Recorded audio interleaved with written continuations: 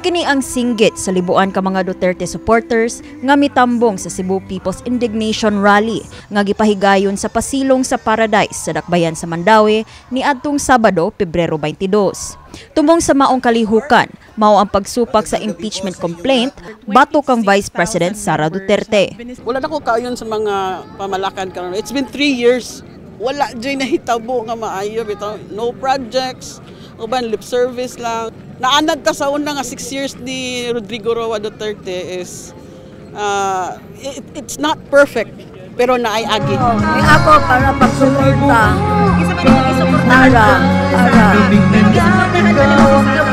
Mayo man mayo ba sa mukuan. Perting abiba sa mga supporters atol sa pag-abot ni kanhi Presidente Rodrigo Duterte pasado alas 10 sa gabi. Gisaway sa kanhi Presidente ang Marcos administration, hilabi na ang giingong kapakyas niini sa pagsulbad sa duha ka dagkong problema sa nasod, ang kagutom ug ang krimen. Ang pagkaon, bugas, ang iyang giingon ni adto nga 20 pesos daw ang kilo.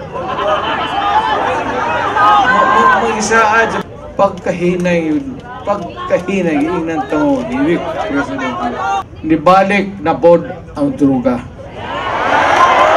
Dire sa Davao, Cebu, Manila. Usasab sa hangyo ni Duterte ngadto sa iyang supporters, mao nga unta butaran nila ang tibuok senatorial lineup sa Partido Demokratiko Pilipino kon PDP. Aron mapakgang ang impeachment sa anak niini nga si VP Sara. Why feel this in day? Huwag mo daw.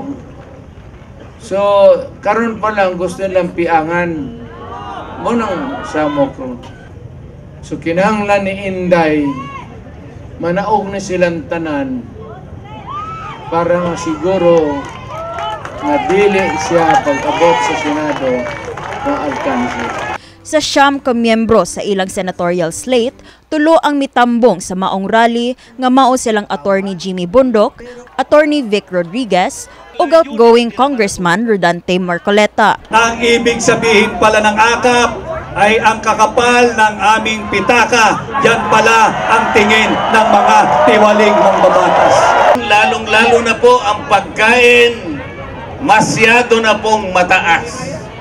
Kawawa na po ang ating mga kababayan.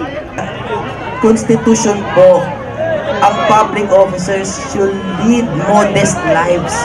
Nakalagay po yan, public office is a public trust. Gawa sa mga national candidates nga gi-endorso ni Duterte, gipaluyuhan sab niini ang iyang mga kaalyado nga mga lokal nga kandidato, sama ni mayoral aspirants Michael Mike Rama, Jonas Cortez, Paz Radasa, gubernatorial aspirant Pamela Baricuatro o guban pa.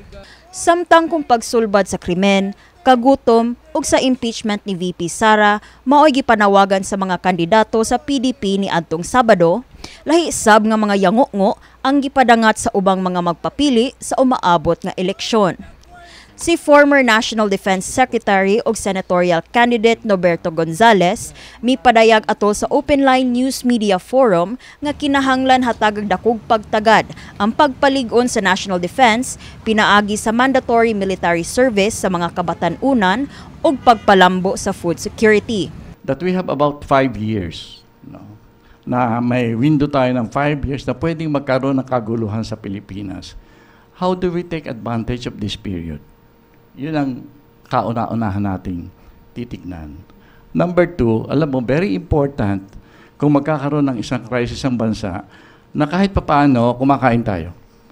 Miuyon sab ang second nominee sa Kabataan Party List kon KPL nga si Jose Paulo E. Chavez kabahin sa kamahinungdanon sa food security.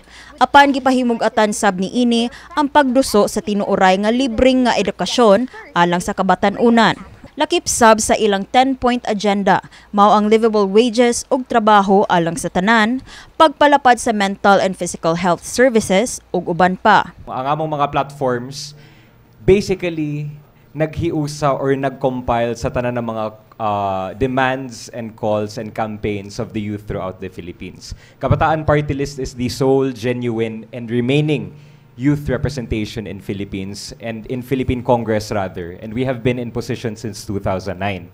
But over the years, we continue to forward the youth's interest. Tuod man, nagkadaiyang mga plataporma ug advokasya nga gipangduso sa nagkalaing-laing mga kandidato, mao nga pipila ka mga tunghaan ug non-government organizations ang nagtinabangay sa pagpalig-on sa voters education dinhi sa Sugbo.